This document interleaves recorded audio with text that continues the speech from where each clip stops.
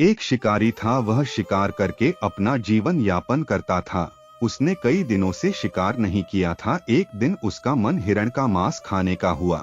दूसरे ही दिन वह हिरण का शिकार करने जंगल चला गया। जंगल में उसे एक सुअर दिखलाई दिया। शिकारी ने सोचा, अच्छा हट्टा कट्टा शिकार मिला है, इसी सुअर का शिकार कर लेता हूँ। इसका कुछ मांस मैं खा लूंगा और बाकी बाजार में बेच दूंगा, जिससे मुझे बहुत अधिक पैसा मिलेगा। उसने अपने धनुष पर तीर चढ़ाया ही था कि पास में ही उसे एक हिरण घास चरते हुए दिखा।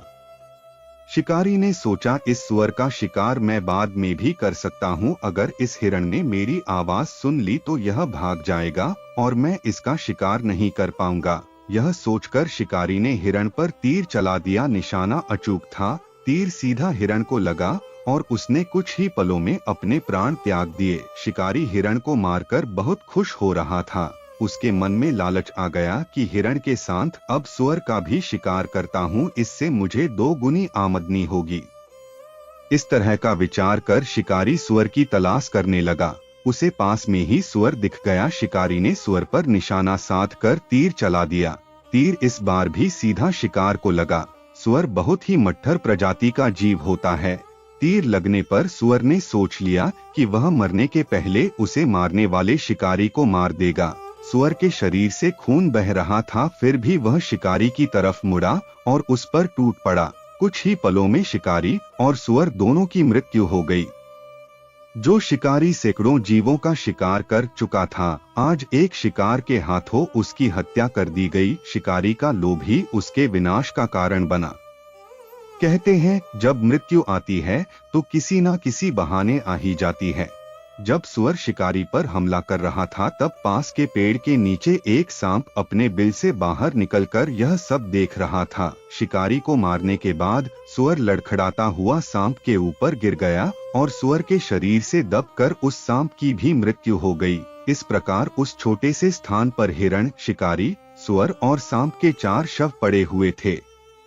उसी समय एक गीदड़ वहां आ गया और एक ही स्थान पर 4 शवों को देखकर गीदड़ बहुत खुश हुआ और मन ही मन सोचने लगा, बिना परिश्रम के इतना सारा भोजन मिल गया। अवश्य ही ईश्वर मुझ पर मेहरबान है, तभी तो मेरे लिए इतने सारे भोजन की व्यवस्था कर दी है।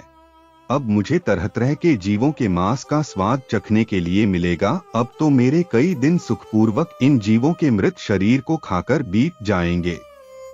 गीदड़ को समझ नहीं आ रहा था वो पहले किसे खाए। कभी तो वह शिकारी का मांस खाना चाहता, तो कभी हिरण का, तो कभी सुअर का। फिर उसने निश्चय किया कि पहले शिकारी का मांस खाया जाए। उसने कभी इंसान का मांस नहीं गया था। इसके बाद हिरण, उसके बाद सांप का और अंत में सुअर का मांस खाएगा। इस तरह उसका 1 माह बीत जाएगा।